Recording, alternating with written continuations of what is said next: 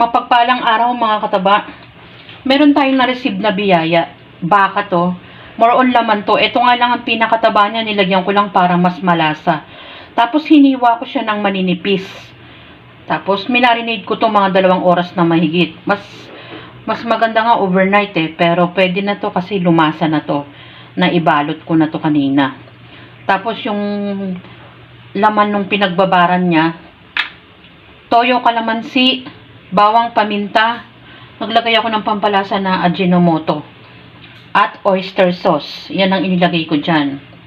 Tapos pwede na nating isalang dito.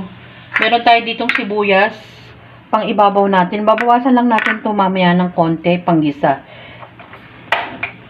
Pero hindi na ako maglalagay ng bawang. Yan. Huwag natin masyadong lakasan ng apoy kasi malaman naman to. Yan. Ilalagay ko ng ganyan para kumulo. Para kumulo. Saka natin parang pina-fry.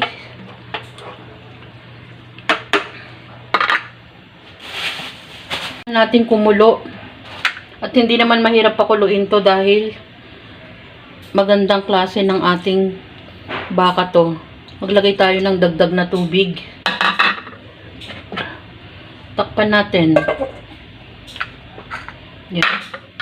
Yan. Halos paiga na. Pero binawasan ko to ng liquid.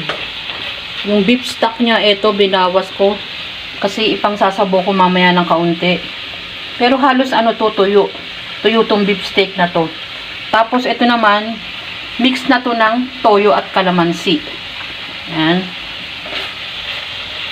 May kasamang isang siling red. Pwedeng wala yan.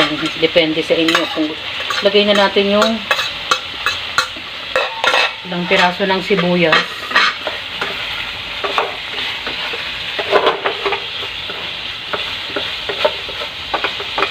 Pabayaan lang muna natin lumasa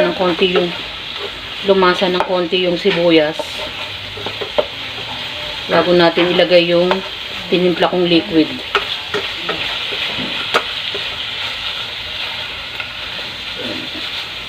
Wala nang mantika yan kasi may part na isang pirasong taba. Kaya hindi ko nilagyan.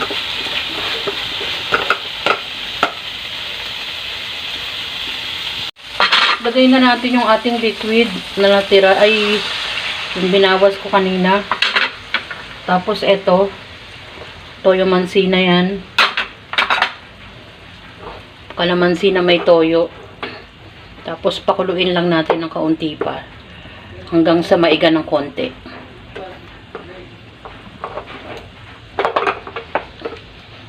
Yan. Halos malambot na yung malambot na yung beef niya. Ayan, pabayaan lang natin maiga ng konti. Nagluto naman tayo ng beef steak.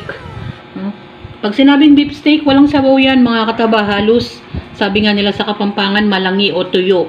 Kalamansi, maraming kalamansi ang ginamit natin dyan. At nakakatulong yung pagbababad ng ating beef mga kataba. Mas malasa kasi pag mas matagal na binabad. Kasama ng kanyang mga pampalasa tulad ng oyster sauce. At mas masarap din mga kataba kung malambot na malambot ang ating beef. Yan ang ating simpleng dish na naman. Kasi itong beef natin ay biyaya. Kaya dapat lang naman tayong magpasalamat na naman. Walang katapusang pagpapasalamat sa mga biyaya nating natatanggap. At iniluluto ko naman sa masarap na putahe mga kataba. Mag-i-enjoy na naman ang ating mga kakain. Laging ganun ang ating goal. Ang mapasarap ang ating niluluto para sa ating pamilya. Enjoy, kumain at maging masaya. Salamat sa panunood. Kahit papano umuulan-ulan na. At bye! Ingat mga kataba!